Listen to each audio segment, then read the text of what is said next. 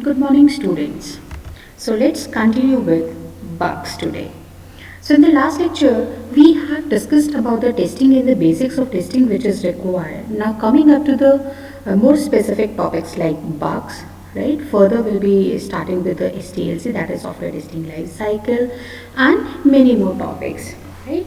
So what exactly is a bug? We have seen in the last lecture that first of all, due to human errors are created, right? Then which may get propagated to the next phase. We call it as a you can say fault or bug or a defect, which again gets propagated to the later phases, and finally it leads to a failure. The sequence of activities is error. Due to these error, faults or bugs are being created, and due to this faults or bugs, it may lead to failure, right? So we will be discussing about this entire bug life cycle here, right? What are the states a bug undergoes in a lifetime? Why these bugs actually occurs? What is the cost of debugging? As the name suggests, debugging is a process of identifying the exact location of the error, right? So but it matters that when are you going to debug, right? Initially if you debug, less cost will be there, but if the error gets propagated to the later phases, the cost increases. Then classification of bugs. So what is exactly a life cycle of a bug? The life cycle of a bug states that an error could be created in any of the phase of SDLC. This is true. If it is requirements, there might be specification error. If it is designing, design errors could be there. If it is coding, coding errors could be created. So at each and every phase of software development, error might be created due to some other people working out there, right? Knowingly or unknowingly. Now what happens actually is if an error has been produced in the requirement specification phase and not detected in the same phase, then it results in a bug in the next phase. So bug is what? When an error is created and it gets propagated to the next phase, we call it as a bug or a fault, right? So in the next phase, the error of requirement is called as a bug in the design phase, right? In the design phase, a bug has come from the previous stage now, but an error can also be produced in this stage. So they can be new error which can be created in the phase, or it may be the bug which got propagated from the previous phase and may be transferred to the next phase also, right?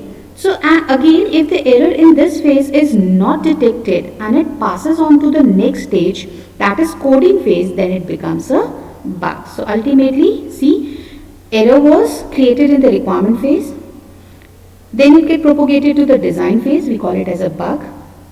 Error of the design bug may get propagated to the next phase, that is coding phase, we'll call it as a bug. So in this way it gets propagated to the next phases. So error and bugs appear and travel through various stages of SDLC. It means one stage may contain error as well as bugs, and the bugs which come from the previous stage are harder to detect and debug. This is very important. If you are identifying an error in one of the phase and you fix it there itself, it is very simple. But somehow if it gets propagated to the next phase, it is really hard to detect it, and debugging also becomes difficult. We'll see how in the later stage. In the testing phase, we analyze the incidents when the failure occurs. Now what is an incident? We have discussed in the last lecture. These are the error symptoms. So in the testing phase, we analyze certain error symptoms due to which you are not getting the required output, or it leads to failure actually. On the basis of the symptoms derived from the incidents, a bug can be classified into certain categories. So what is important here? See, identifying, okay, we have to identify the bugs, but in order to fix it, right, you have to classify those errors. Classification here means is maybe one bug is a priority bug whose impact and severity is more, and another bug is just a minor bug which doesn't have a major consequences. So our focus must be to eliminate the bug which is most prior or which has a severe impact. That is what classification is.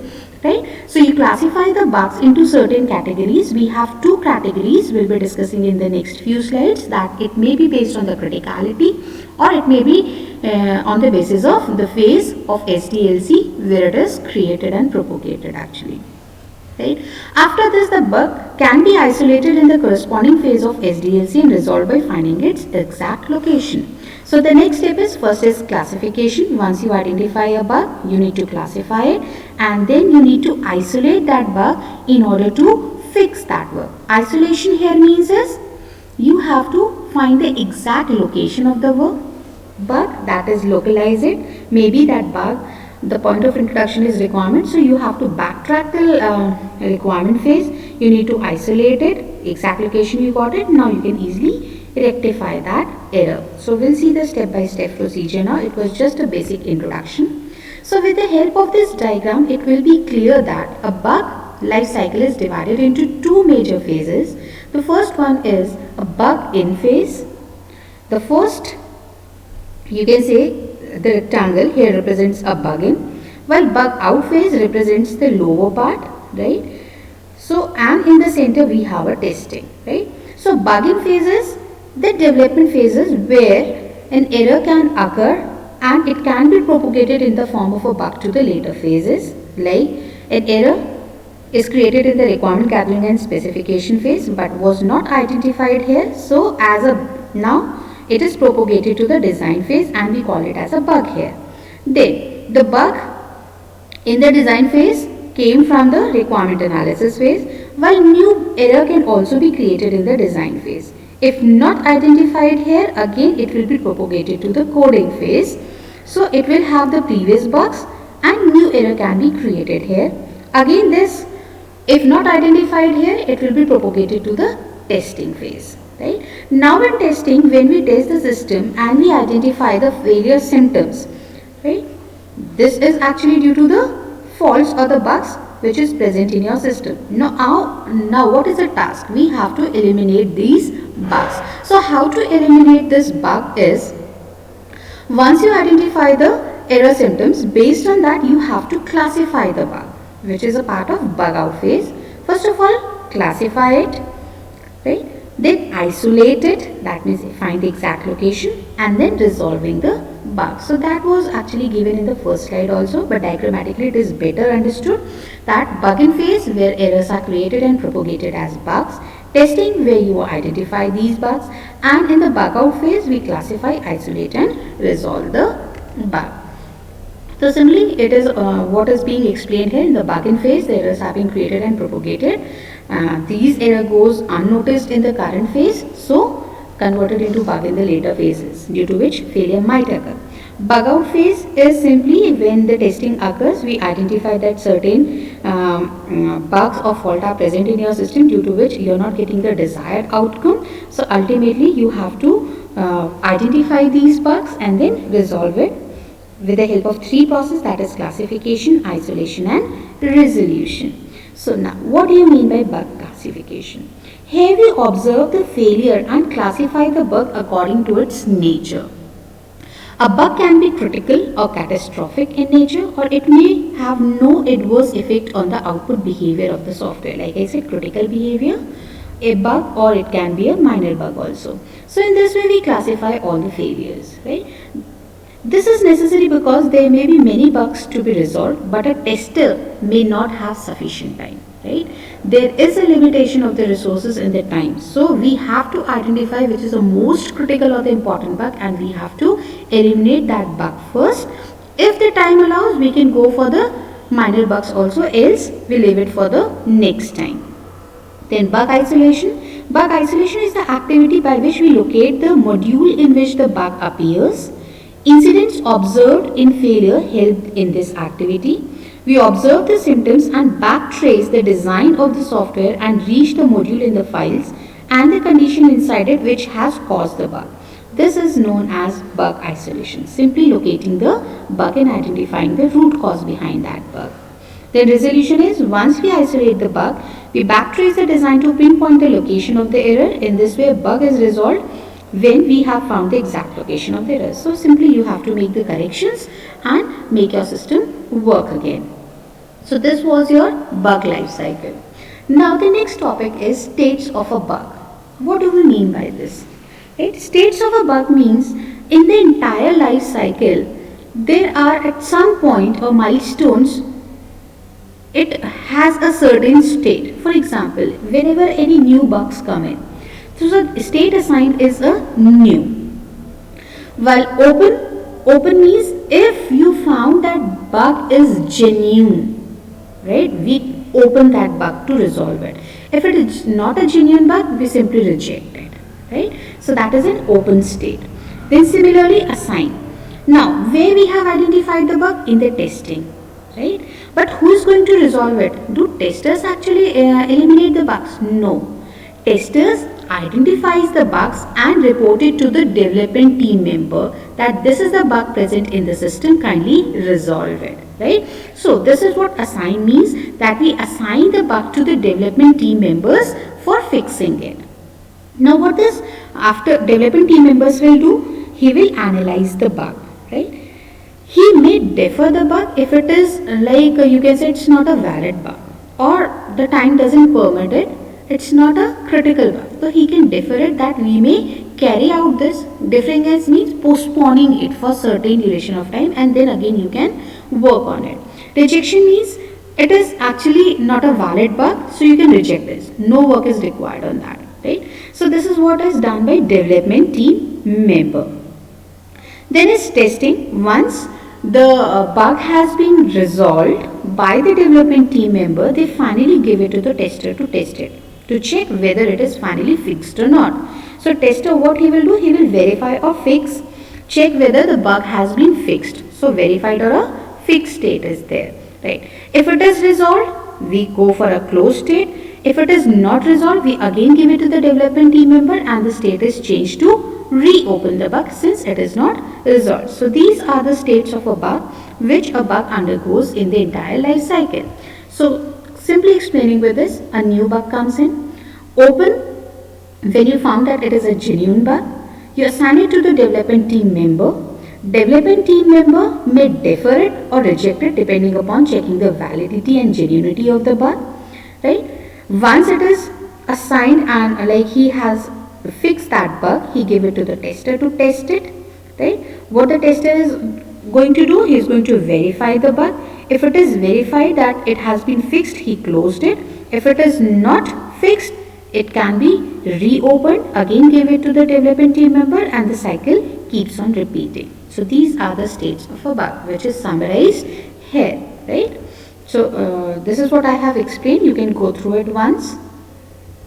Then, why do actually bugs occur? This is actually due to the human mistake. To error is human. That means no one is perfect. Maybe intentionally or intentionally some other way error gets created by the human activity. While typing you can have typing mistakes, right? While you're preparing the requirements, again we are human beings only, we can skip one or the other requirement due to lack of knowledge, or there could be many things, right? So due to human mistakes actually bugs occur and you cannot avoid it. It will definitely come. But what happens is, okay, the error is created, but once you're not able to identify it then and there itself, it goes undetected and propagated to the later phases. Now the difficulty arises when it gets propagated to the next phases and you identify in the later phases, then it becomes a complex task to backtrace and then eliminate those bugs. Now, what is the major problem associated? If debugging is carried out in the later phases, if the bug gets propagated to the later phases, you'll see if the error is created in the specification that is earlier phase and you try to resolve it here, no cost, just minor which is negligible cost, you can eliminate it. But if it gets propagated to high level design or low level design, code, unit testing, integration testing, system testing, and you will find that gradually the cost is getting increased this way.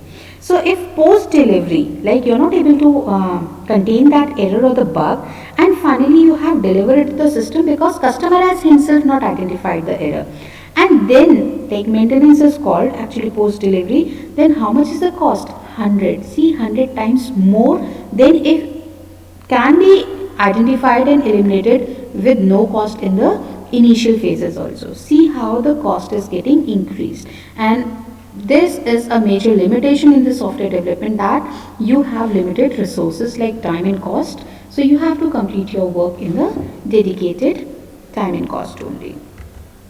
Now coming up to bug classification. So we have two categories for classifying the bug. One is based on the criticality and another one is based on SDLC phases. So based on criticality, we have four types of bugs. The first one is known as a critical bug, major bug, medium bugs and minor bugs. Right? So what do we mean? From the name only it is clear. Critical. Critical bug means which has a maximum impact, due to which your system is not working properly. For example, let's take an example of a sorting program. After providing the input number, the system hangs. That means no output is given and you get a blank screen. So that is a critical bug. Something wrong is there in your program, due to which you are getting this response. So you have to rectify your program or reset everything. But what is a major bug? Let's take the same example. For the sorting program, the output is displayed but it is wrong. It's not a correct one. That is a major bug, that incorrect output is displayed. While in the critical bug, no output is displayed. You need to reset the entire thing. Then is a medium bug. Medium bug is simple, where we get redundant or truncated output. We are not getting the complete output. Output is generated but may be truncated. That means it is cut. Or it may be redundancy, that is repetition of the output is there. So that is a medium bug. You can easily resolve that by making the changes in the code. And a minor bug is simply the typographical error or the misaligned printout, simply. Right? But it doesn't have any impact on the output. Output is correct but alignment is not proper. Right? So we can easily make those changes. So this is the bug classification based on criticality. The second one is based on SDLC. So simply as many phases you have, that many, like you can say that bugs could be there depending upon the phases. For example, the first phase is requirement and specification bug. So here the bug could be related to incompleteness, ambiguity or inconsistency in the requirements. Then design bugs, which are created in the design phase. The generic term is given as design bug. It may be related to control flow, logical part, processing, data flow, error handling and user interface bugs could be there. Coding bugs, undeclared data, undeclared routines, typographical errors, documentation bugs could be there. So these are coding bugs.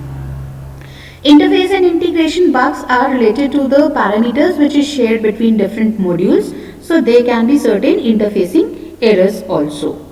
Then system bugs are bugs related to parameters like performance, overall system, that system is not performing well, stress, compatibility or usability. Right? It's not user friendly, then it is also a kind of a bug because user is not able to use your system. Then major one to focus here is the testing bugs.